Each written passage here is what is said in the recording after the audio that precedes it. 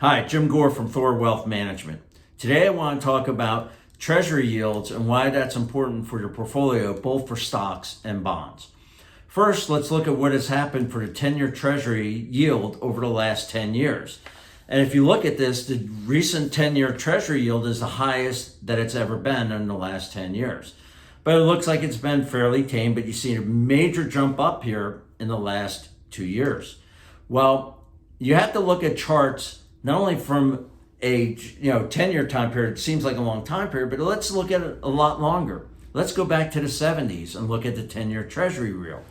And you can see here that 10-year yields actually peaked back in the early 80s as Volcker was trying to reduce inflation, and he raised interest rates to a very high level. That's the last time we saw the Fed fighting inflation, by the way.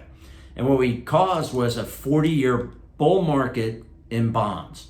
And that means, why is that? When yields go down, bond prices go up. They go in the opposite directions. Yields up, bond prices down. Yields down, bond prices up.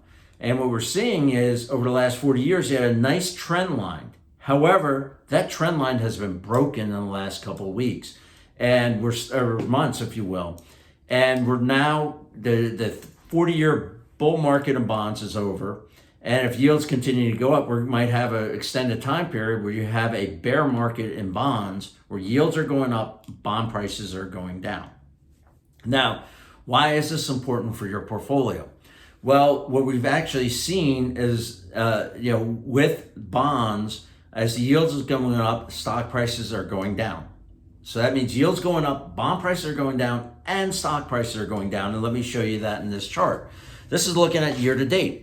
And if you look at this, when yields went up from March 1st to June 13th, you had the NASDAQ was down 19.9%. And then all of a sudden we saw a little reprieve and yields came back down to 2.5%. In that time period, from June 13th to July 29th, the NASDAQ was up 14.7%. However, now we're seeing yields go back up again. And when the yields are going up right now, the NASDAQ is down 6.3%. So what we're seeing is there's a disconnection right now with bonds and stocks.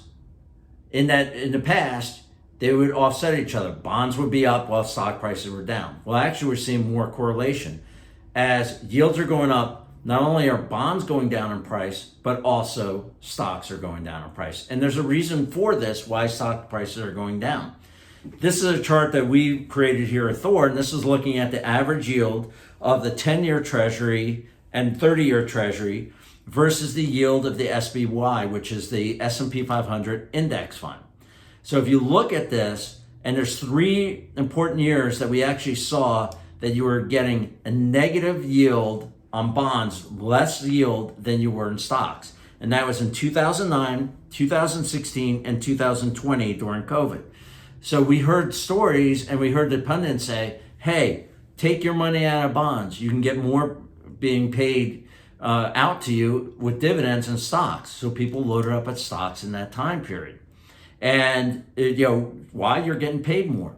Well, right now, if you note, the yield of treasuries is about 2% now higher than that of the stock market.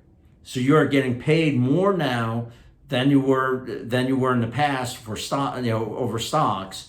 And you have to keep in mind, people are competing for your dollars, investment dollars. So if I'm getting a higher yield on bonds, why am I going to buy the stocks for yield? I'm not. I'm going to move my money to bonds.